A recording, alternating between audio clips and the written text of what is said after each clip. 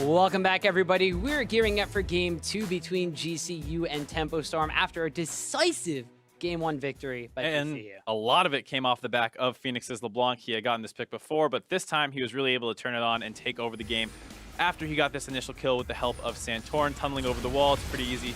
Just follow up for the rest of the team after that, unable to get out of range of the tether. And then from there, Phoenix was making Sentinel's life pretty difficult as he was continuously finding him in the jungle and getting pickoffs. That time around the blue buff. This time as Sentinel moves in for his red buff, unable to do anything there. And these are just back-to-back as well. Right, those were a couple minutes apart. And then after that, it seemed like the whole team of Tempo Storm got a little gun-shy and started to not contest quite as hard around whatever Gold Coin United was forcing. And one of the things that they couldn't really do was contest because the warding coming out from a combination of Santorin as well as Madlife in the direction he was giving to the team was just really hard to deal with. Madlife wound up putting down 47 total wards and destroying 26 from the side of Tempo Storm just all by himself. And that's on a Zyra pickup. He wasn't playing a tanky melee support that was kind of just going in and clearing things out. That was the guy that was squishy and you thought would be caught out. Right, and we saw that it wasn't just the fact that he was, clearing wards. They were actually able to get some picks off them as well, with the help of Phoenix as well, moving in and controlling stuff. So overall, a really solid game out of Gold Coin United, cleaning up a lot of areas that we had seen them struggling with in the previous weeks,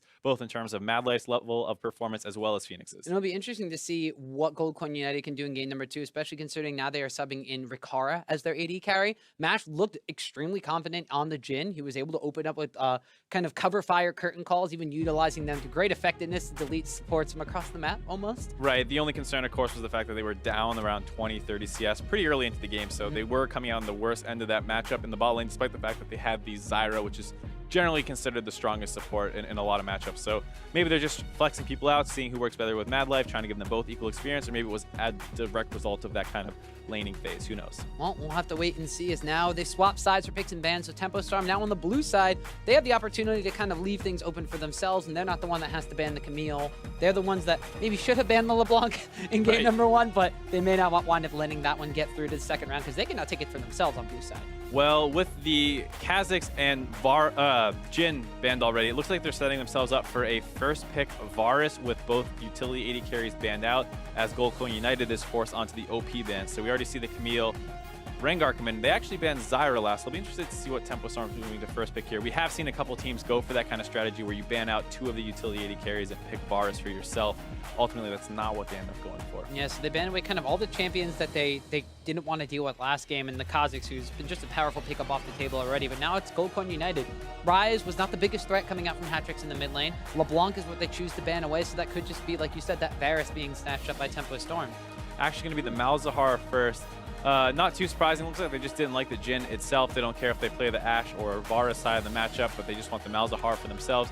Getting rid of the Zyra, a champion that's actually pretty strong into the Malzahar, given how easy it is for her to knock off his passive and things like that, which is one of the things that makes him so tough to deal with. On the side of Gold Coin United, grabbing the Varus and the Jace, which is a little surprising considering there didn't seem to be too much priority around that in the first game. Yeah, interesting to see just kind of things swapped up. Maybe now that they have the Varus, they decide they want to go for that poke composition that they tried running in week, I believe it was number 1, where they had the LeBlanc mid lane, the Jace top, and the Varus in the bottom lane. Not going to wind up having LeBlanc because they banned that one away, but I mean, the Corki's still available. They have a lot of potential poke options. Oh boy, Tempo Storm looks like they're getting their hands on exactly what they want. They're starting to get away with that pick comp. They get the Malzahar first pick because Gold Coin United is stuck on the red side. They're not able to ban away the Vi, which is one of Sentinel's best champions, and this is the comp that we had seen Tempo Storm perform the best on when they have this pretty easy chain CC that they're able to get, and they're able to grab the Sivir as well, a champion that does decent into the Varus because all you need to really worry about is that piercing arrow, and it's a pretty telegraphed move to spell shield. And this is where Tempo Storm last time around wound up capping the Ashe, and they went for the chain CC, you're never going to ever move composition, but this time around it's going to be the chain CC, we're going to move really fast to get on top of you kind of composition.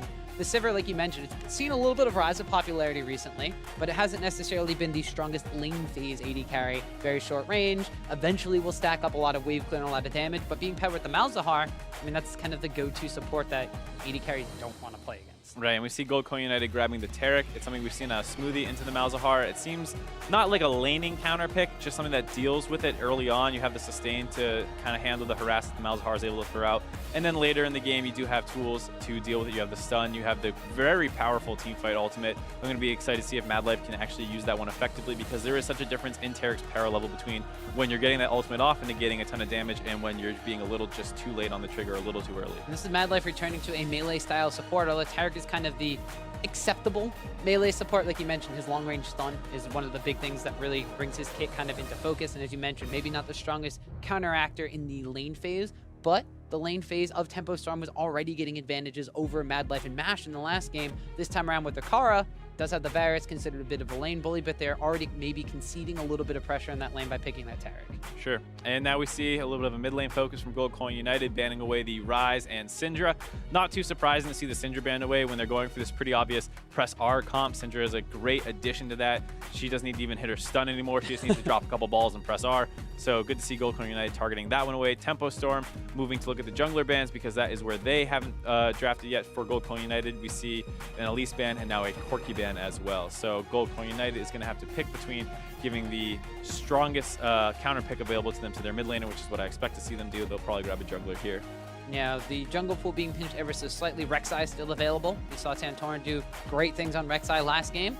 Tempo Storm doesn't necessarily have to pick those up because they already have the Vi picked up in the first round. But Ivern has been left on the table, and it looks like Gold Coin United are going to snatch that one up for themselves. Right, it was banned away last game. This time, Santorin is going to be able to get his hands on it. And it's interesting to see them go for this, because the concern if they go for the Rek'Sai again is that they're going to be really physical damage heavy. The fact that they already have the Jace and Varus. Rek'Sai, though more of a tanky character, is all physical damage essentially. So seeing them split that up a little bit more. And, you know, Ivern, though he is more of a squishy champion himself, the fact that he is able to bring in the Daisy to bring in some team fight presence and beef in the front line makes it so that he is a little bit more annoying than some of the other squishier champions that they could have gone with. Well, Quas, this is the first time, well, since Camille has been open anyway, that we've seen him pick the same champion twice in a row. There's something he likes about that Sion matchup in the top lane. Looks like he wants to take that one for himself. Potentially could be going against the Jace, although in recent time we have seen Ryu and Hai in NALCS utilizing the Jace as a mid lane pickup. So this could potentially be one of the two solo lanes that they're picking up from the side of GCU, as also the Victor has been locked in. That's somebody we haven't actually seen for a little while. Generally, he's dropped off a fair amount. The Rylai's nerfs hurt him a decent amount, so he's not the Omni OP pick that he was for a while in the mid lane. So he's not quite as focused, but he's still very strong, as we do in fact see the Jace getting flexed to the mid lane. Maokai being the last pick for solo, coming in an extremely strong champion that we were talking about, how it's generally the strongest tank available in terms of just pure beefiness. Other ones can contest him in priority in terms of the Shen and things like that, but overall, if you just want someone to run in there, press W, lock somebody up, and not die, Maokai's your boy. It's also a last pick Maokai, which I don't necessarily think we've seen ever. Usually kind of like the cream of the crop pick when it comes to the tanks in the top lane, but this could just be GCU during the draft phase exploiting that, I was going to say weakness of Quas, maybe the stubbornness of Quas to not want to play those kinds of champions. It's a little hard to know for sure, because there was the Jace showing, so it might have been the kind of thought where Quas feels like you know, Sion is the best pick of the tanks into Jace. He likes playing Sion anyway, so perfect, we'll play Sion into Jace, and then it gets flexed into Maokai, who is just generally going to outperform him in tankiness. So it's hard to know if this was Quas's stubborn champion pool or a smart draft out of GCU tricking him out into thinking of what's going to be playing top. Well, we see flex picks be a very big priority in some of these matches now that we have the full 10 ban system. We'll have to see now if that Jace pick in the mid lane is going to be something that Phoenix can use to take on hat tricks with the Victor pickup. Something, like we said already, hasn't been seen all too often. The GCU looking like they're going to be the ones to kind of group up and huddle together very, very quickly early on. But they are going to wind up being spotted out by a quick little ward dropped off by the side of Tempo Storm. But looks like this just may be a pressure invade, getting a ward down for themselves, because Ivern's jungle path, not the most standard kind of thing. No, you can do a lot of tricky stuff with him, so we'll need to keep an eye on exactly what Santorin elects to do. A lot of early invades, trying to go for 2 buffs right away. That kind of stuff is always the option for him. And it's also nice to group up level 1, seeing they take Q right away. You can basically hope to catch somebody out the same way people used to do with Morgana and things like that. Just shooting a binding into a brush. If it hits, great. If not, they probably aren't there, and then you can face check it. Minions have spawned. So it'll be interesting to see where the junglers start on this side of the map, because it was the side of Tempo Storm in the first game getting first blood, and Sentinel has been favoring this Vi over every other jungle pickup. So they put the priority on that to take it in the first round of the draft phase. It was banned away from him in game number 1, so they've definitely put priority on that jungle pickup. It's something that can be as aggressive, if not just a little bit more than the Lee Sin early on, but this is something Sentinel wants to see. But Phoenix getting super He's aggressive. angry. Uses the exhaust, forces the ghost out from Hatrix, just zoning him away. Wants to get as much damage done as possible. Chunks Hatrix down to almost no HP. Right, and he forces out the ghost in exchange for the exhaust, but more importantly, he's already got him almost dead, so Phoenix is going to have a lot of pressure in there, maybe opening up Ivern for more invades that he's already known for being extremely annoying at doing. So have to keep an eye on exactly what's going to happen in that mid lane as we see some early trades down bot lane as well. Yeah, trades kind of just being the story of this game so far. We saw Mad Life getting a stun trade down onto Sheep. This is Voidlings were harassing down on top of Rikara at early level 1. The Jace trading with the Victor in the mid lane extremely early on as well. Jace going for potentially could go for a more lethality-oriented build, allowing him to start with that longsword and 3 health potions. Victor on the opposite side picked up Doran's Ring and 2 health potions. He already had to burn through both of them. It's going to be very hard for Hatrix, especially knowing how Phoenix likes to play the lane, loves to play aggressive. We saw just even level 1 going crazy on it. Has Santorin and Sentinel going to bump into each other in the river here. 2 champions not known for being particularly scrappy. Vi is more of a burst champion, gets her combo out, and that's all she does. And then you know, Ivern's not known much of a scrapper at all. He kind of just shoots his abilities and walks away, and he just wants to make friends. Yeah, just laughs at you. Well, he makes friends with the Scuttle Crab in the river, and that Sentinel doesn't look like he wants any sort of friendship with Ivern or the Scuttle Crab. He was content to just kind of check and walk away, placing a ward down for himself. So not a lot of jungle aggression early on, but the lanes have been playing way more aggressive than they were in the previous matchup. Sheep now being on the receiving end of a lot of damage. And game number 1, when Mad Life was playing Zyra into the Karma, he took a lot of poke damage early on at level 1. This time around, it seems to be pretty much even trades across the board. A lot of those health potions, those total biscuits of rejuvenation, have already been gobbled up by both of the supports. True, and it's the kind of situation where, sure, you know that Taric is a good pick into Malzahar, but you're not necessarily sure of exactly how to play it. You might not have a ton of experience against it, whereas I'm sure Mad Life has played plenty of Taric into Malzahar. So there might be a little bit of an experience advantage on the side of Gold Coin United. You would hope so. It is a relatively new kind of style of support meta. The Taric has been changed. The Malzahar has not necessarily been a support previously, but with Mad Life's game knowledge, you would hope that he has a very good grasp on the matchup. Is now solo in this top lane against Quas. Has already chunked him extremely low. They want to get involved in it too. They see everyone else fight, and they're like, "Hey, we can do that. We're tanks." I mean, we kind of, as a you and me pair, always default to the top lane of it's 2 tanks, nothing's going to happen. And as soon as we say that, somebody visits top lane and ganks them, and they die. That's usually in the collegiate scene though, where things are a little more suspect. That's very true. Although last game, First Blood was on a tank in the top lane. That's true. So I mean, it might just be our curse. I hope so. I would love to be able to say, wow, this top lane's super boring, and then have a fight instantly happen up there, but it doesn't look like we're going to get that this game so far. Now Santorin just kind of taking a merry stroll into the opposite side of the jungle. Sentinel has gone back a little bit earlier on. We did see Santorin doing the same thing, opting for a Dark Seal as his first purchase on Ivern. We've seen a lot of support sort of oriented build from him. Sidestep. A good sidestep of the Ball Breaker coming out, but there's Sentinel. You said the burst potential coming out from Vi. Chunks down through Santorin's shield. Is going to wind up revealing him and chasing him out of his own jungle. But he's still the ground. Mission successful then. Fine, taking a little bit of a trade. Didn't have to blow any summoners or anything. Just strolled on out of there as a happy Ivern always seems to do. Yep. We'll have to see what Santorin does. He just keeps his Dark Seal in his pocket. He's going to wind up racking up assists because, as I mentioned before, not only does Ivern have a very interesting jungle pattern, but he has a very interesting build pattern as he's basically a secondary support. A lot of people have called him the Janna of the jungle, and Janna used to be a champion who would buy Magi's early sometimes because she just hardly ever died and racked up support assists so easily. So you see a kind of similar philosophy where Ivern often picks up a Dark Seal relatively early, as we see Phoenix, Hatrix trading pretty hard, as once again Santorin and Sentinel bump into each other in the bot river. Sentinel going another Vault Breaker, yeah. But going a little more aggressive that time. Yeah, Sentinel, he's tried to play aggressive on the Lee Sin last time. It was mainly around the bottom side of the jungle. However, in game number 1, he was the recipient of a lot of the invades coming down from not only just Santorin, but from Phoenix when he was unlocked after that first kill picked up in the middle lane. So Sentinel now on a much more comfortable champion for himself. He's seen priority placed on the Vi a lot. Seems to be doing a little bit more. As this bottom lane still trading back and forth. Mad Life actually dropping fairly low. The heal has to get popped in by Rikara as an army of Voidlings chase away that Taric. That's what happens when you don't take out those Voidlings right away. They multiply and start doing a ton of damage to you. And so even though the initial trade looked pretty favorable for GCU, Mad Life walks a little bit too far forward and is forced to get his 80 carries heal used on him. Well, that's why we said that Mad Life, even though the Taric may be picked in response to the Malzahar, it's not necessarily the early lane kind of counter as we'd expect the Lulu to be. Lulu, with her wild growth, has proven to kind of shut down the Nether Grasp effectiveness on the target you're singling out. More importantly, the Help Picks passive, those little fairy dust laser beams that fly out are going to be really good at taking out those Voidlings so they don't multiply. Fairy dust laser beams is High the tech. best descriptions I've heard of picks. What else would you call it? I don't know.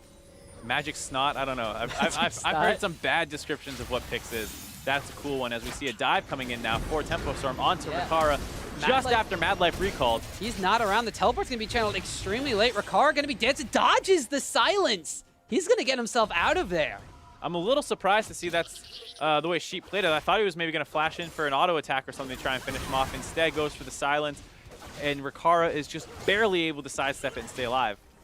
They do wind up burning the teleport, which gets canceled from the side of Solo, although Quas had used his own teleport just previously. Now Mad Life has kind of come down here all by himself, trying to get this tower alive for as long as possible. He's just wailing away on Zentinel, saying, you're not getting tower first blood this time. Yeah, tell him to back off his turret. Able to do exactly what he needs to do, keeps it alive, though it has gotten a little low. Tank's still scrapping away on the top side. It was a good attempt by Team Tempo Storm there, trying to get the sold out Rikara, who had no help from Mad Life, who was forced to recall previously. Unfortunately, they missed a couple too many abilities to actually secure the kill. Yeah, and so that this time around, it was GCU last game who, after getting pressure down in Zentinel's jungle, was unable to really pull the trigger on a dive. This time around, it's Tempo Storm, who wanted to focus that bottom lane, getting focused on the bottom lane, but still being unable to execute a kill on that bottom side. It should have been a kill. It should have been. But it was not. It was not.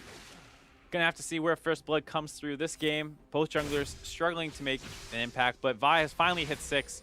You expect something to happen pretty soon, as there are plenty of targets that you can go for.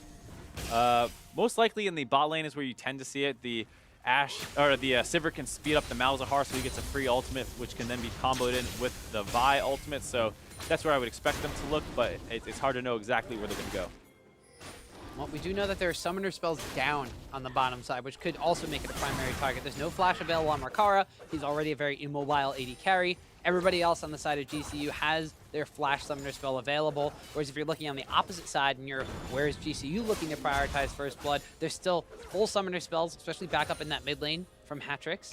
They don't necessarily have a lot of gank assistance from their mid laner, although they do have a lot of lockdown in the top lane, but that's a tank versus tank matchup. So like you did say, bottom lane could be where we wind up seeing bloodshed first. There's already about half HP on that tower, and Santorin making friends with the Scuttlecrab on the bottom side to let him know if any bad guys come down. But once again, I actually really like the warding from Gold Coin United, in particular Mad Life, around this bot lane. We see that there is a deep ward in lane right outside the Krugs in case Vi was trying to come through lane, and then just right after the turret, there's another one in case she was trying to sneak into a brush. So I actually think they're doing a really good job of knowing what Tempo Storm wants to do in terms of put their pressure down and warding preemptively to spot that coming. They also had that last game as well to spot Quas coming down when he did it. There's 4 wards and a Scuttlecrab on their side, so they are ready and wailing for these fights. She's going to get locked up with the Chains of Corruption, and we said that, hey, there's going to be a Vi, there's all these teleports, everything could happen, and it's Ivern picks up the First Blood with help from Varus. Yeah, we're going to see if Zentinel can answer back. He wants to get involved in this action too. Looking at Phoenix in the mid lane, though. He is a little far away. Does land the flash Q, has an ult follow-up, and now Hatrix is involved. Yeah, and Phoenix burns his flash to try to get out of that one, but the gap closing from Zentinel is there, and he's wanting to pick up that kill. The Ghost is out from Hatrix as Ivern and Daisy have shown up. Solo on the bottom side of mid lane as well. Hatrix is running towards Quas, so it looks like he is going to be able to get away from this one. Maybe, though. Now Solo's we see, collapsing. yeah, Solo is coming around the flank, and we know Hatrix has no summoners. The slow from Quas comes out. He's going to try and ult away, though. He does get interrupted. Yeah, so Quas not going to get locked up, but he does wind up knocking up Solo and Santorin. Solo has to flash away. Ivern's not the tankiest jungler in the world. Solo's going to wind up flashing out as well, and the chase from GCU results in them burning double flash. Overall, really good play from both teams here. Gold Coin United turning that play on the bot side, and Tempo Storm answers immediately around the mid lane, shutting Phoenix down a little bit, who have been playing very aggressive in the bot lane. As we see fighting still going on the bot side. Mad Life uses his ultimate as they try and open up on the freeze, but he's going to be able to walk away without too much pain. Just have to blow his heal. Yeah, the heal being burned from freeze there. The ultimate being burned from Mad Life, though, so they won't have that in the case that Sheep wants to utilize the Nether Grasp ultimate now that he's hit level 6. but they do force away that bottom lane coming out from the side of Tempo Storm. So we did see already Rakara being subbed in for Mash. Mash had a pretty good performance on the Jhin last game. This time around, so far, Rakara has barely escaped from death, which he should have died for first blood, but he was able to get himself out of there. Nah, skilled dodging. That's I mean, yeah. I mean, he did dodge. He did a lot of dodge. That's what I'm saying. He should have gone down with better execution from Tempo Storm, but he was the one that made that one fail. This time around, he's also been able to trade a decent amount of damage on the freeze. So far, so good with the AD carry switch up here. Not a lot has really changed from this one, although it was Goldcoin getting the first blood and Tempo Storm with the response in mid lane, which is the opposite of game 1. Right, and the other difference is, of course, the fact that there is now a large CS lead on the top side as well, a 20 CS lead in favor of Solo. We saw him getting a lot of good trades onto Quas with the Maokai. Shows that he understands a little bit how Sion as a champion works too. He was able to use the Maokai Twisted Advance to dodge Q damage. He also was able to use it to interrupt the ultimate of Quas previously, so shows that he's not quite as surprised as some other players are when they're facing Quas and his weird champion picks. Well, he's had at least one official matchup experience against the Sion, as he did wind up playing this matchup with the Shen versus Sion last game. Wound up going in his favor, especially due to the usage of the double globals coming out from the Stand United. In this matchup himself already, a little more than the 20 CS advantage in that top side of the map. The mid lane where advantages looked like they were in favor of Phoenix after that early level 1 rush kind of harass that he put down on Victor has kind of turned the tables now that he's given up a death in the mid lane, so Victor kind of breaking even there. And the bottom lane relatively close with Freeze being still a little bit ahead, but not nearly as far ahead as he was in the lane versus Mash, who was about 20 CS up. Right, but things might get blown open here as we see Sentinel sneaking his way into the bot river. We see a TP coming in from Quas as well. He's going to be trying to use his ultimate to get a fight started down here. There's a 4-man stack in the bot lane. Even Victor's making his way down. We might see an explosive fight coming up. Yeah, it looks like everybody from Tempo Storm. This is the lowest tower on the map, so they're just grouping up. They may just want to brute force this one down. The teleport had been used, and Quas doesn't necessarily utilize that for anything. That will be a global disadvantage, but just the pressure coming out from Tempo Storm will result in the first tower blood going down. All solo gold to Freeze as well. I mean, it's very good to see them willing to try and force around the bot lane, but I think they used a little too many resources there. Holding on to the Quas TP probably would have been smart. It wasn't entirely necessary. He wouldn't actually even use it for anything. Now he's using his ult to get back up to the top side. He does protect his top turret, which is nice. But now Tempo Storm's going to have to play down teleport advantage for the next 5 minutes, basically. This is the second time we've seen Quas try to set something up with that Sion ultimate from a very long lane perspective and not necessarily getting anything out of it. This time around, they do get the tower. Last time it was game number 1 and they just legitimately got nothing for it. So small improvements with the Sion usage. Small improvements, I guess. You got to look at the positive sides. This is what you're so good at, Tom. I'm optimist Tom. Oh, is optimist. Well, in this case, yeah. Okay. Whatever. You're kind of fluid like that. You can change it around. Yeah. So the big thing there in the bot lane is, of course, that we see this Vibe make 2 visits down there and unable to really get anything going. We see the game plan that Tempo Storm had, forcing a lot around the bot side, but they're not actually getting anything done. As we see, once again, the mid lane force works out in favor for them. Phoenix is going to get dropped. Eventually, maybe not. He turns back on his Vandal. He gets the kill! The redemption buy from Ivern keeps him alive, and Phoenix is able to trade 1 for 1. I mean, that is the power of the Ivern. The fact that that redemption can come in from anywhere buys him just enough time to get in range for his shield to come in as well. It keeps Phoenix up until he's able to trade back 1 for 1 on Sentinel, as now Solo finishes off the top turret, while Sheep and Freeze do some work on the Ocean Dragon. Yeah, they got the Boilings to tank that one up, so the Ocean Drake will go down, but that's a tower and a kill being traded over in favor of GCU, while Dragon goes over into the pockets of Tempo Storm. We saw Sentinel not being afraid to kind of utilize that flash upon cooldown, but not really expecting the fact that Ivern has finished his redemption this early. Went Dark Seal, Ionian Boots, and then straight redemption. Doesn't finish his jungle item, just upgrades it to the trackers. Now you have to get a little bit of extra ward control. And then the shields is coming up. We talked about Ivern's usage to support the John of the Jungle strikes again. Right, I mean, one thing I don't think we talked enough about is how strong GCU's comp can be against exactly what Tempo Storm wants to do. They're really focused on single target lockdown and trying to blow somebody up early and get a 4v5. On the other hand, GCU's comp is extremely strong at keeping somebody up. You have the extra healing coming in from the redemptions, Taric, shields as well. You have an invulnerability if someone lives long enough. There's a lot of tools to keep someone alive, as we get to see exactly how powerful it can be here in this fight in the mid lane. And it looks like Phoenix is all but dead here, getting locked up by the gravity field and everything. The redemption comes out. Ivern just barely gets in range, and Phoenix is able to get a trade kill. Right, it's crazy to see when Phoenix was stunned up under the gravity field, the fact that, oh, he's dead, you just need one more tick from this ultimate, and then instantly, here comes the redemption, here comes the shield, and next thing you know, ends up being a 1-for-1. Yeah, and like you said, that's a lot of single target burst onto, well, a single target. That's the way it's used. But the ability to save them, the composition that GCU has put together to kind of be a redemption comp, I'm going to call it, is the way to kind of just redeem that one person that's been caught out, keep them alive for as long as possible. The problem is, of course, is that people still have to be in position to defend against them, to redeem that person. And with the Sivir and the Vi, they have a lot of ways to jump on somebody very quickly. Sion as well, known for just showing up out of nowhere. So it is pretty tricky for GCU to be in position. They themselves really do not have too much mobility on their side, really just the Jace speed up. So it might be tricky for Gold Coin United to keep up with all the plays that Tempo Storm can force, but assuming that they're all grouped up, I actually do like GCU's tools to deny whatever Tempo Storm's looking for. Well, GCU, they've lost their tower in the bottom lane, but that's kind of unlocked their duo to move over towards the mid lane, defend up against the dual lane of Tempo Storm that they will be matching up in this side. That means that they're going to put Jace down into that long lane by himself, try to get some split pushing pressure down, but that does open him up a little bit to Sentinel. That's why we did see Ivern hanging around, putting a couple of wards down, but when Sheep joins the fray, that's just stuff. I don't think there's enough redemption or anything there to save Phoenix this time. Yeah, that time you see Santorin trying to help out again, but Phoenix popped the Edge of Night preemptively, thought he was safe to walk forward again, and then there comes Sheep flashing in to lock him down with the ultimate. Well, I was just saying Santorin put some wards down to keep Phoenix protected, but I guess not enough when it comes to three members just staying very, very close to each other. So they're able to chain that crowd control together and take him down. But now Quas doesn't want to be done yet. He's forcing this down mid lane. This is going to run straight into the turret. Directly into the tower. I guess he just wants everybody to kind of group up with him over there. The exchange curve can go down in the Hatrix, though. It's going to wind up spreading over to Quas, so he gets locked up. And Tempo Storm used ultimates in the bottom lane, got a kill, used another one in the mid lane, and don't get anything. Right, I just think Quasin wound up going past the turret and then getting caught out where he's alone by himself deep in the enemy, so he bumps into the turret to stop his ultimate.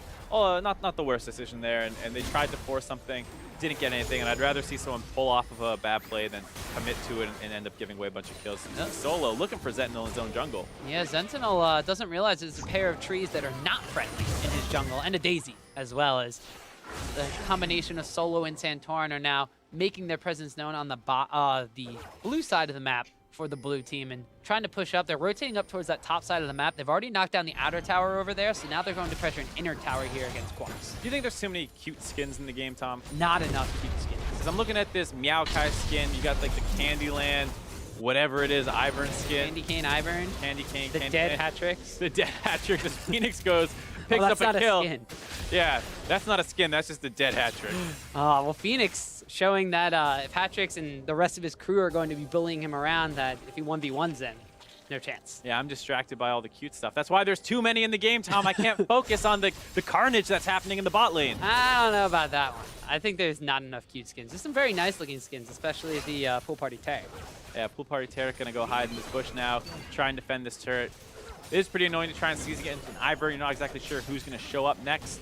As Ricard does join in defending this turret. That's probably my favorite and least favorite thing about Ivern, is the fact you can just put the brushes down and now all of a sudden 5 people are waiting in there. It's a cool idea, but then when you play against it, you're like, wait, this is annoying. Yeah, not nearly as annoying as being hit by a Shock Blast Gate combination coming out from Phoenix. Just one of those was enough for Phoenix to know he had the damage to run in and take down Hatrix. When there's no one else around to help the Victor, he's not necessarily the best threat to split push against the Jace, which when being utilized in the top lane, we've seen him kind of be that fact of his main threat is like trying to get isolated fights just like that. Right, Jace is often picked early and kept in the top side because his 1v1 potential is pretty much unmatched in the game. So sure, you can put him in the mid lane, but you don't need to keep him there. As soon as he gets a couple items and the map starts opening up, feel free to put him in the bot lane and force a 1v1 matchup against a mid laner who doesn't quite play as well in the side lane. So we get to see Phoenix getting the solo kill there, blows up Hatrix, and we get to see just how this Jace pick can work once it is starting to be rotated around the map a little bit more. And if there's nobody that can deal with Phoenix, and there's nobody that can deal with Solo, at least on a 1v1 basis, that sets up another 1-3-1 situation from GCU.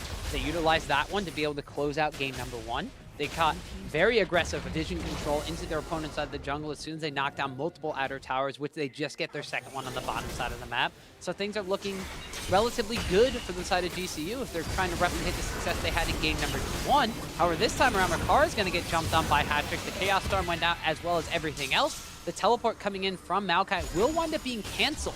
So there's no more global there, but Quas has already come down on this bottom side. He's going to charge into Mad Life. The ultimate has already been burned by Tarek, so he's going to wind up going down to the Malzahar. Rikara now being jumped on by Zental on the backside. Santorin's trying to keep his AD carry alive, but now he's going to be the focus, and piercing arrows do come across the back from Rikara. Santorin has to flash away, but Quas gives a little bit of a chase, but he is going to back away. But Phoenix on the opposite side trying to pull the fight apart from Tempo Storm, but now they're just going to mosey onto that mid lane tower they've been poking away on the whole time. Yep, ends up just being a 1-for-0, but they do grab the mid lane turret in response. A little bit of a crazy fight, as it doesn't look like it might not be done yet. Solo was deep in flash. I wonder if he knew the Malzahar ult was down, because he was not actually involved in that team fight. Might not have known that that was not available. He probably could have just walked away there, because there's not much Malzahar can do to stop the Maokai there. Ultimately does lose his flash, as the teams do seem to finally have backed away after that crazy fight, which kind of came away as a result of the lane allocations that both teams had to do. It became apparent to Tempo Storm that they cannot keep putting the Victor in the side lane against Jace, so they sent Sion down there while having their bot side top against the Maokai and Victor back in the mid lane. As a result, GCU tries to force onto the Victor, unable to do so as both teams converge into that mid lane. So that's the way that you deal with the split push from the Jace. Yeah, and the Sion down there. Yeah, obviously the Sion can't hold him as Jace took the turret right in front of his face, but it does allow you to try and force plays in other places on the map. As we see Gold Coin United grabbing their first dragon of the game. An air Drake for themselves. Cloud Drake. Cloud Drake, Tom. Ocean Drake on the side of Tempo Storm already. As we see the Victor now matching up against the Maokai, we could see a little bit of a do-si-do here where both teams are constantly rotating the lanes around, trying to get favorable matchups, because no one really wants to fight Jace. No one really wants to deal with him right now. He's already picked up his Ghost Blade, has the Edge of Night, fully lethal Jace at this point. Same thing coming out from Varus, though. Edge of Night and Ghost Blade picked up for himself. He has his own tier, so he's going to be stacking that one up to continue to shoot out those piercing arrows. On the opposite side, we still have the Essence Reaver coming out from the side of Sivir. She hasn't really hit the critical mass where she gets a lot of that critical strike into play, and all those ricochets really just effectively wave clear, still using the Boomerang Blade for a lot of that. Victor, after his missteps in the earlier stages of the game, has seemed to recover. He's upgraded his core. He's picked up a Seeker's Arm Guard for the very heavy AD focus coming out from the side of GCU. Itemization coming through for both of these tanks. Things have kind of settled down a little bit. At this point in time, GCU has a little bit of a gold advantage, only about a 1,500 gold lead for their side. Tempo Storm, this is it's going a little bit more their speed, so to say. Right, definitely a little slower paced game, which is what they seem to be a little better at. Gold Coin United also playing a little slower. They're doing a good job keeping up with what Tempo Storm is trying to do. Right there, we saw them potentially trying to get a dive onto the Maokai, but Santorin was sitting deep in his own jungle, ready to go and cut that play off. He bumped into the Malzahar with Daisy active and pushed him off. So both teams kind of reading and reacting what the other team is going for here. And so far, both of these teams just seem content to kind of go back and do their own little wave clear style. The split push coming out, the 1-3-1 being set up by GCU. Uh-oh, Phoenix is caught out a little bit. Sentinel jumped onto him, forced the exhaust out. So Phoenix is able to walk away, did lose his summoner spell there. So Tempo Storm getting a little bit more physical with this one. They aren't as far behind as they were in game one, as we just pointed out. They're the ones that are putting a little bit more forward vision on the map. Most importantly, they don't have a ton of wards down on the map, but neither does GCU, which is their strong point from game one. Right, and we see that despite the lack of vision for GCU, they're still doing a good job with pressure. They have both side lanes pushing into Tempo Storm right now, as well as having a 4-man push going down this mid lane. Looks like Phoenix is going to join in. So here, all Gold Coin needs to do is just stall out, but it looks like Quas is going to try and force the fight. Yeah, the Sion ultimate comes in, but the Chains of Crush will wind up landing. Everybody has to kind of disengage so that doesn't spread. Quas has already dropped down to about half HP. Meanwhile, Daisy wind up tanking up that tower, does wind up going down. A little bit of a 65 situation with Daisy just kind of being able to sit there and tank that tower. A little unfair in favor of GCU, but they do wind up burning the Sion ultimate. They've burned the Ivern ultimate, of course, but now it's up to them. They do have a very strong composition for kind of poking and sieging. The Jace and the Varus can just take pot shots at the back line. They've got these Ivern brushes, which are so frustrating to deal with because you just can't walk into them. You can't walk forward unless they disappear. Of course, and this whole time the waves have not been in a great spot for Tempo Storm, so Gold Coin is very happy to sit here using their poke tools and just keeping Tempo Storm pinned under this mid lane turret.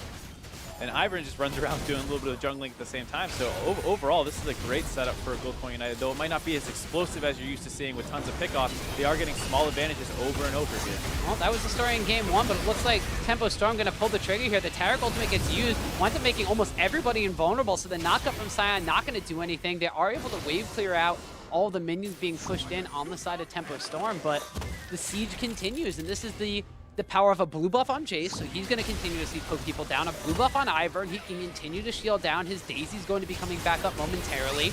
And the side of Tempo Storm, I mean, they have an Ocean Drake, which is going to help them sustain ever so slightly. Boss has kind of come back up into full HP, but the Chains of Corruption have come back up. A lot of the CCs come back up. They try to lock down onto Freeze, and he is barely going to stay alive. Zenfil does want to take it out solo, trying to get onto that back line. Nobody still has died after all of this siege has happened, and GCU are finally forced away.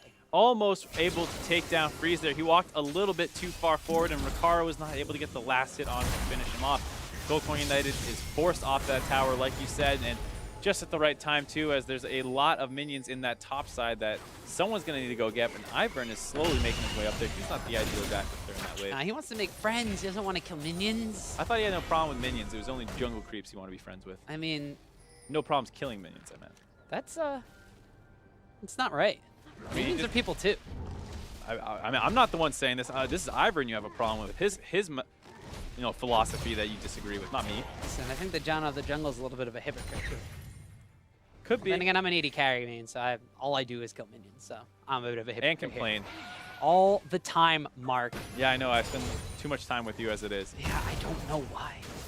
Here we see Gold Coin United starting to group up a little bit around mid again. Both Phoenix and Ricaro there. Both teams kind of stalling out a little bit, unable to get too much done as we're coming into 28 minutes into the game. As we see a hard force onto Mad Life, but he interrupts his own ultimate. Yeah, that would have been a good catch on the Mad Life. They do burn the teleport from solo here, but Tempo Storm utilizing not only the Malzahar's ultimate, but the flash as well for that one. So they're not going to have that ability to single out a target. With those key engage tools down, they're going to be content for GCU side to continue to siege up the tower. The Chains of Corruption went down on Freeze. He was chunked out to half HP. The tower will finally fall. It's only taken about 2 minutes of sieging and going back, but GCU will finally take down that last outer tower on the side of Tempo Storm. Right, and with that, they are able to now grab about a 2,500 gold lead as they might not be done fighting around mid lane yet. Zenfil goes over the wall, opens up onto Ricaro, has the ultimate, but he's not able to finish him off as the Taric ultimate comes in now. There's a lot of invulnerable members for Gold Coin United. Ricaro did wind up flashing away, still flashes into the other side of the Taric ultimate, however, so he keeps himself invulnerable and alive. And it looks like GCU going to be content to continue this siege. They're just clearing out another minion wave. There is a dragon that has spawned on the map. Another Cloud Drake will be available for them. Might not be the most worth taking from a statistical standpoint, although if it is going to be something they can just retreat and safely take, they might as well do that. They're all making their way down there right now.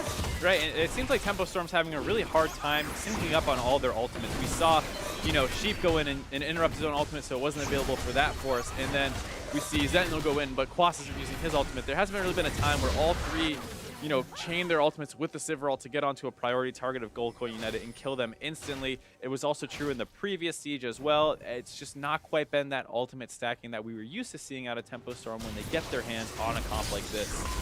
And Tempo Storm going to continue to try to catch people out. Phoenix, no longer with that blue buff, has no mana, has to burn his own flash to get out of there. Quas forcing that one away from the mid lane. And at the same time, Freeze was splitting up on the top side. He's able to grab a turret for them.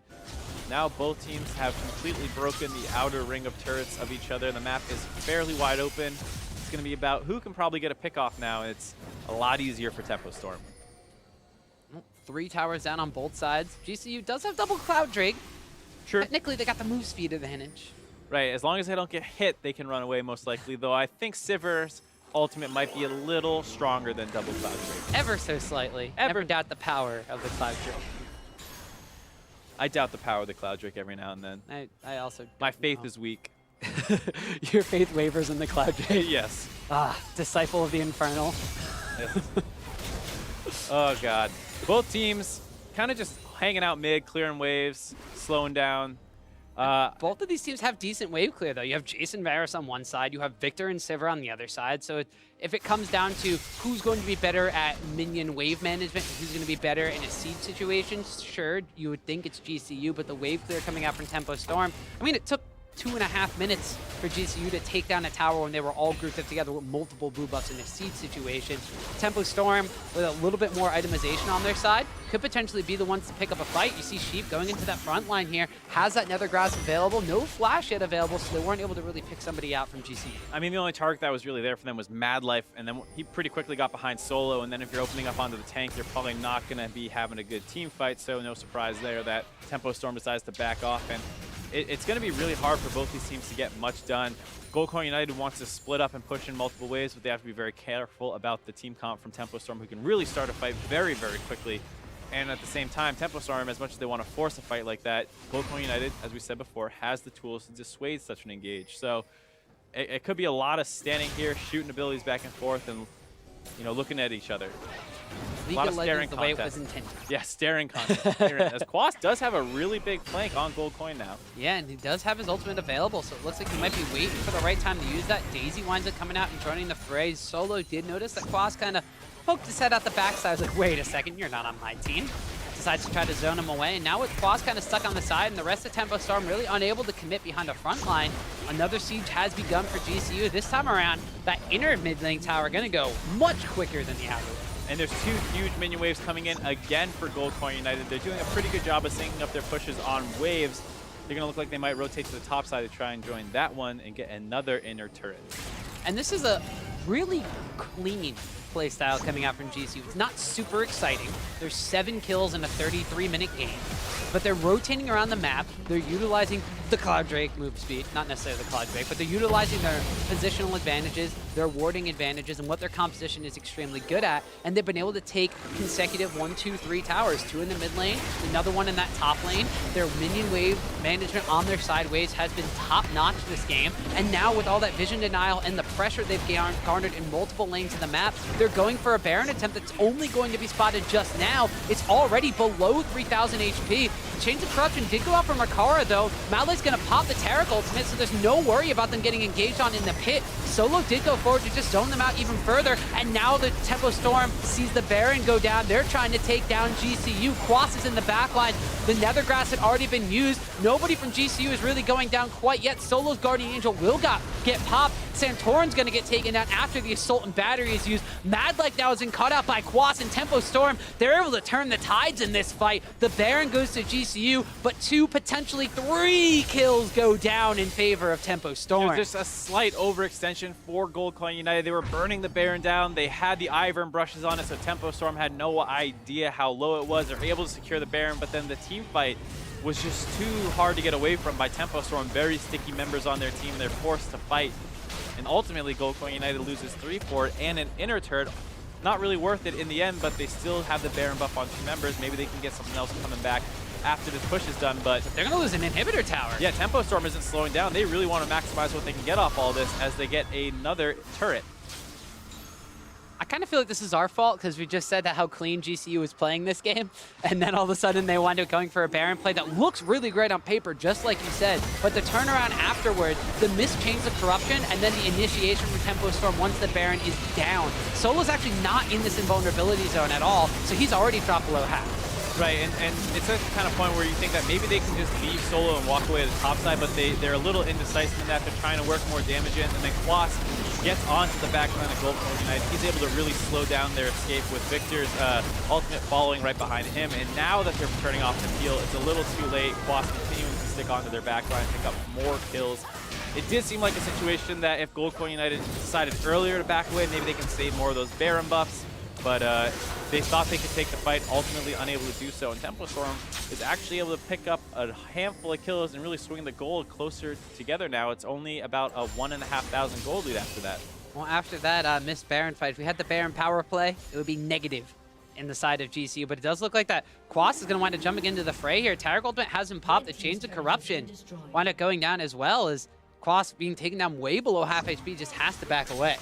Yep, and both teams are going to be disengaging a little bit here. We talk about how Goldcoin United has a really strong team for peeling. They don't have the best team for starting a fight, but they do have a decent amount of chain CC if they get the Maokai route into Bar Assault with a Ivern route. Yeah, they have a number of routes, but they have to hit one to really start something. They can't force quite as hard as you know, Tempo Storm can with just a Malzahar face laser. Yeah, but they wind up using it onto Solo, and they wind up trying to lock up Quas in the front line as a response. The two tanks, the ones taking a lot of damage, but Freeze is the first one to melt through the tank on GCU's side, and that opens up the Assault and Battery afterwards. A double kill has now been picked up by the Sivir. Zenzel with the flash, and the Vault Breaker catches on to Phoenix. He's the one that's behind the gate. The Sivir ultimate's being used right now to try to chase down, but that's going to be 2 more quick kills picked up by Tempo Storm. Yeah, Tempo Storm continued to chase through the fight, but ultimately unable to find another target. Almost got onto Phoenix, but unable to actually do so, as we see just how much damage Gold Coin United can do while they're running away, throwing Varus Qs, Jace Qs back at you. As Santorin found himself in the river now, a little caught out. He's got to flash away from that. He has Guardian Angel, does not want to lose that one pretty much for free. So he will end up disengaging, although Quas looks like he wants more, tries to steer his little Scion car into Phoenix, but he's going to backing away. The gate has been popped. Quick auto attack there coming out from Victor, the empowered one from his Q. Dealing a lot of damage as they force away GCU. The Elder Dragon looks like to be in the sights of Tempo Storm. The rest of GCU has started to respawn though, so I don't think Tempo Storm are going to be content taking this one, but they are going to control Scuttle Crab, they are going to control some vision. Right, there's a huge wave going into the top side, so I don't think Tempo Storm really wants to force around this bot objective. We see Hatrix heading up to the top side to deal with that minion wave. Gonna pull all those minions together, get the laser out. Feels so good to wave clear like that as a Victor. It really does. Feels really good to wave clear like that. Anybody. Yeah, anytime you hear that just chain of minion kills with all the gold clinking up, When the entire wave dies in one ability. Feels good, man.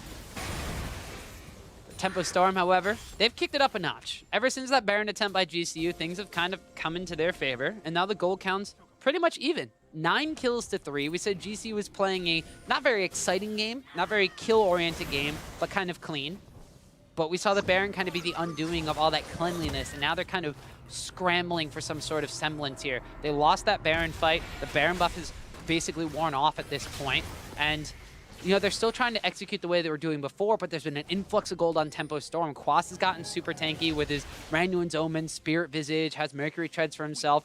Sivir from Freeze has really come online. 3-0 and 3, Infinity Edge, Essence Reaver, and the Mortal Reminder picked up now. So he's going to start ripping through these targets, able to lock down like Solo in the front line. Madlife has to use the ultimate to keep his tank alive, and now the chase is coming out from the side of Tempo Storm. Sentinel comes over the wall. The Redemption winds up getting used. It's going to be the opposing one as Tempo Storm utilize that one to try to get some damage down into GCU. And now it's all up to GCU to try to kite back, but you can't lock down the Quas ultimate. He's in the front lines. The Redemption is used on the allied side there. They are going to want it taking down Santorin. One tree will fall. He'll come back up from the Guardian Angel. He's stuck in the backline. He will fall again. They've taken down the second tree, and they're just going to try to rip through. Hatrix will wind up picking up a kill onto Madlife. They have only lost 1. It looks like a double kill being picked up now for Sivir.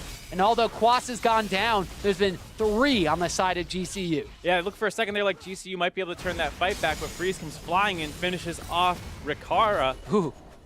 As Phoenix, like I say, is still alive. He does a lot of damage to get some poke down. He's going to try and chase the rest of Tempo Storm out of his base, but despite that, they did lose an inhibitor, and now they're looking like they want to get a piece of the Elder Dragon.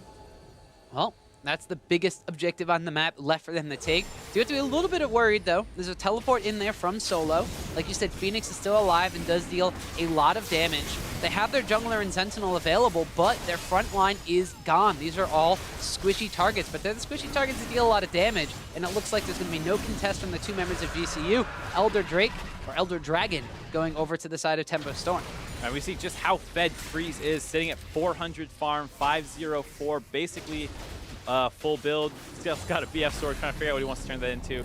Goes with the Bloodthirster, I believe that was. And overall, you see these kind of like weird CS allocations because Quas has been grouped mid so much trying to hold on to turrets. He doesn't have that much compared to the Sivir, who is doing... He picked up a Face of the Mountain. He's got even a Face of the Mountain now. Just being a total team player, just there to be a fat tank. And to be fair, he's done a great job of tanking, even compared to the more farmed up Solo on Maokai. So you get to see some of the strengths of Sion, maybe being a little bit better of a tank when he doesn't have as much gold. And the fact that, ooh, that was not not the button you wanted to press there. He lagged, that's all. But yeah, Quas has done a really good job tanking. They do have really good tools for shredding through tanks on the side of Tempo Storm. both Victor and Sivir are great for that, as well as even the Malzahar ultimate is a really good job for that, as we've seen it be used on solo repeatedly. If you can't get to the back lines, hey, don't worry about it. Lock up the front line, melt him down. Your team comp is better at a straight 5v5. And we've seen GCU having to burn the Taric ultimate to save their tank, and as soon as that happens, Sentinel ults somebody that's squishy in the back line. That's two forms of just initiation for the side of Tempo Storm you cannot stop. As Tempo Storm with Quas sitting in the Baron pit here, just content to tank it all up, waiting for Sentinel to come on over. That's a Baron going over the side of Tempo Storm for free. Right now they have Elder Dragon, they have the Baron buff. What can they get with it? They still have both side lanes, inner turrets to get through, so it will take a little bit of time before they're actually able to get onto another inhibitor. The mid lane one is down, of course, though, so they have a couple options for how they try and approach this situation. Well, GCU last time, they took a Baron in game 1. They utilized that one. They took an Elder Dragon after that. They ended the game. Some Tempo Storm's got both of them on their side, and like you said, although there's a little bit of stuff left on the map for them to clean up as far as outer towers and such go, this has been the gold gap closing, and now in favor of Tempo Storm. The towers are tied up all even. They have 8 more kills than their opponents. There's still gold left on the map for them to take off of this Baron buff. Things are looking really solid for Tempo Storm. We thought a lot of this was in control of GCU. They had a really good siege composition. They were able to execute it, pushing down mid lane, getting multiple towers off of that one. But Tempo Storm, you mentioned it, they have a couple more, they have a little bit more synergy in the execution with how they're pressing the Sivir ultimate, the Malzahar ultimate. When they've been on the same page with those, that's what's been able to turn them around. And now we see Tempo Storm trying their own siege. They've been sieged on almost the entire game. Now it's their turn to return the favor. And they're getting some decent chunks down onto the turret, but not a ton.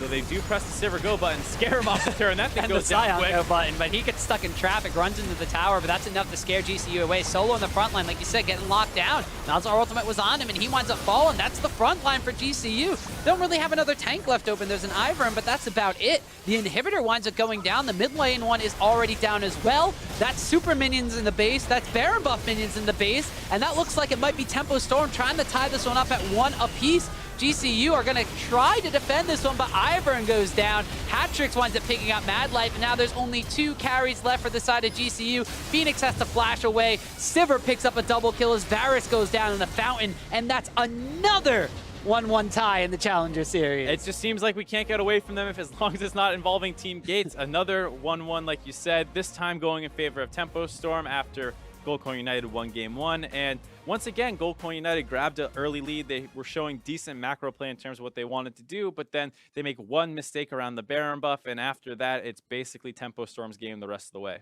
Yeah, and GCU, like we said, it looked like they had control of what they wanted to do. It looked like they had the better sieging composition, but Tempo Storm, once Freeze kind of hit late game freeze point, when you wind up getting the critical strike ricochets that were really able to wave clear between the Sivir and the Victor, the sieging became a little bit more difficult for the side of GCU. And even though they wound up taking some clean things, they tried to go for a Baron with a siege composition. They got stuck in the pit. They got a little bit once the communication broke down ever so slightly, once they were like one was like half a page ahead of the other one in the playbook, it just fell apart. Right, and I think you can see the difference in the strength of the carries as well. Both Varus and Jace are not the best at melting through frontline necessarily when you're comparing it to a Sivir and a Victor. And so even though, you know, you can say that there were a lot of defensive tools that were really strong on the side of Gold Coin United, ultimately it's hard to burn through a Scion and a Vi compared to just getting through the Maokai, even though, you know, you do have those extra shields and healing, it's not enough. Right, and it was a little bit more difficult this game to get through the Scion than it was last game. You know, Quas picked that one up 2 games in a row. It's very unlike him to pick the same character twice in a row, I guess, unless it's Camille, because that was left open last week and he did it twice in a row and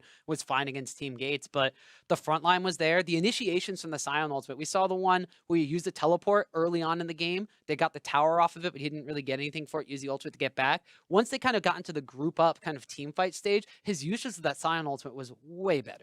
Right, and we saw that they had a ton of chase down as well. The Sivir ultimate, all the Vi, CC, the Scion ult, like you said, they had a ton of tools for just chasing down. Once Gold Coin United realized they started losing these fights, they couldn't quite get away ever. Well, now that game number 2 is over, let's hear a little bit from the inside scoop from that game 2 victory. I'd like to welcome Sentinel to the broadcast. Hey guys, Hey, how's it going? that's going pretty good. 1-1, not too bad. Yeah, congrats on being able to tie that up. Overall, a pretty scary game for a little bit there when they were grouped up around mid and sieging. and it seemed like you guys were having a little bit of trouble in, knowing exactly when to pull the trigger. Sometimes the Malzahar ult will get used, sometimes just the Vi ult will get used. Who does a lot of the shot calling for you guys and deciding in those kinds of situations? Mostly in like team fights, it's between me and Sheep that we do shot calling in team fights, and then once we get to like lane assignments, we transition that over to Freeze. But yeah, most of the time it's just like me and Sheep yelling like, "Oh, ult this guy, like peel back for the Taric ult," stuff like that. And we've seen you be one to kind of prioritize a lot of that initiation. You've definitely been favoring the Vi. Is that just something that goes hand in hand with the fact that you're the one kind of pulling the trigger in these fights? Sort of, but I honestly don't know why I still play Vi. Like I played it one game in solo queue, and I'm like, hey guys, this seems pretty strong, and people like ban it against me. I'm not sure why, but yeah, it's just something that's been working for me. So. I mean, you've been winning a lot. I'm not too surprised to see that the ban's coming into the Vi. Do you think this is something that people will start targeting heavier? I mean, you're not talking it up too much. Maybe you want to, talk some more game about the Vi. Maybe you can pull a couple more bans here. I mean, I honestly, I think that Vi is in a really bad spot, but when I play it, I seem to win, so I just keep playing it. And if people want to use a ban on a pretty bad champion like that, I guess that's worth for my team. Probably reverse psychology here. That's what I'm picking up on. I think it's reverse psychology. Maybe there. But I want to take the focus away from Vi and put it onto you, Zentinel, because we heard from you right before that game. You said that, in your own words, that the junglers in the challenger scene weren't necessarily as good as their names may precedent them. Gilius was one of the names you threw out there in Santorin. You got to play against him this match. So how did it feel? You guys split 1-1. Definitely he was better than I expected. I watched a lot of Santorin's VODs, and he plays way different than he used to, for sure. So I think he improved a lot in that aspect. But in terms of the other junglers, yeah, I'm not really scared of them. Yeah, like Gilius is the other big name out there, and I'm not too scared of him either. All right, for sure. Very interesting to see your jungle matchups. How's the team gelling together? We talked to Freeze previously, and he talked about how Quas has these weird picks, and the team's a little split on it. Are you guys coming together more in your drafts, or is it's still a little up in the air? It's kind of weird because we just played, I think in our first set, we played like Swain Alawi. Right. And we're swapping over to tanks now, so the draft's getting a lot cleaner, but we still have like versatile picks. So it's definitely hard to draft against us, and yeah. All right, so you guys are definitely, you're still picking some interesting stuff. You got the Scion on the side, so you got the tanks, but still a little bit of a Quas twist on it. Well, Zentinel, I want to say congratulations on your Game 2 victory, and thanks for coming on for the interview. All right, yeah, thanks, guys. All right, well, our first series for the day is complete, but we got more Challenger action headed your way, Mark. And for you out there, so in just a few minutes, we'll catch up on Game 2 of Delta Fox and E United. Don't go anywhere. Right here. 4 wards and a Scuttlecraft on their side, so they're ready and wailing for these fights. She's going to get locked up by the Chains of Corruption. They're not actually getting anything done. As you see, once again, the mid lane force works out in favor for them. Phoenix is going to get dropped. Eventually, maybe he turns back on his Zendel. He gets the kill! The redemption buy from Ivern keeps him alive. Nobody from GCU is really going down quite yet. Solo's Guardian Angel will get popped. Santorin's gonna get taken down after the Assault and Battery is used. Mad Like now has been caught out by Quas and Tempo Storm. They're able to turn the tides in this fight. The 2 tanks, the one's taking a lot of damage, but Freeze is the first one to melt through the tank on GCU's side, and that opens up the Assault and Battery afterwards. A double kill has now been picked up by the Sivir. He'll come back up from the Guardian Angel. He's stuck in the backline. He will fall again. They've taken down the second tree, and they're just going to try to rip through. Hatrix will wind up picking up a kill on a Mad Like. They have only lost 1. It looks like a double kill being picked up now for Sivir.